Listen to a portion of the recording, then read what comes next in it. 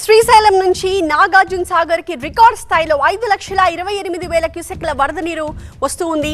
20 అడుగుల మేర 10 గేట్లను ఎత్తివేయడంతో సాగర్ దిశగా కృష్ణమ్మ పరుగులు తీస్తూ ఉంది. ఇక శ్రీశైలం ప్రాజెక్టులోకి కృష్ణా తుంగభద్ర నదుల నుంచి వస్తున్న వరద ఏమాత్రం తగ్గకపోగా మరింత పెరుగుతోంది. 3,25,000 క్యూసెక్ల వరద నీరు కృష్ణా నది నుంచి 1,80,000 క్యూసెక్ల వరద నీరు తుంగభద్ర నుంచి శ్రీశైలం ప్రాజెక్ట్ దగ్గరికి పోటెత్తుతోంది. శ్రీశైలం రిజర్వాయర్ నుంచి మరింత సమాచారాన్ని మా సీనియర్ కరెస్పాండెంట్ నాగిరెడ్డి అందిస్తారు.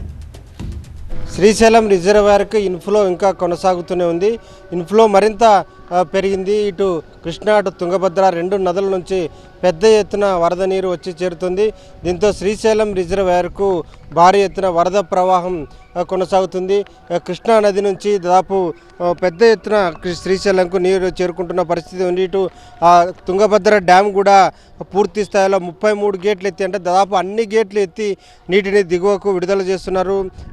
తుంగభద్ర రిజర్వాయర్ నుంచి దాదాపు 1.91 లక్షల క్యూసెక్కుల నీటిని తుంగభద్రకు నీటిని విడుదల చేస్తున్న పరిస్థితి ఉంది. ఇటు సుంకేశ్వర రిజర్వాయర్లో కూడా 28 గేట్లు ఎత్తి నీటిని 1.7 లక్షల క్యూసెక్కుల నీటిని దిగువకు విడుదల చేస్తున్నారు. అంటే ఒక తుంగభద్ర నది నుంచే శ్రీశైలంకు 1.9 లక్షల క్యూసెక్కుల వరద నీరు శ్రీశైలం వచ్చి చేరుతుంది.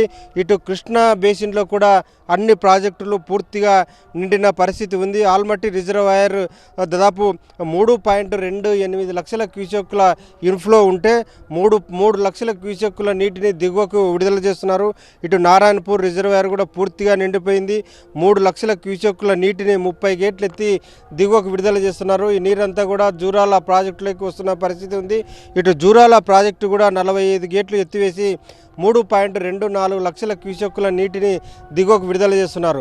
కర్నూలు తుంగభద్ర నది నుంచి కెమెరా పర్సన్ వీరేష్తో నాగిరెడ్డి, TV9 కర్నూలు.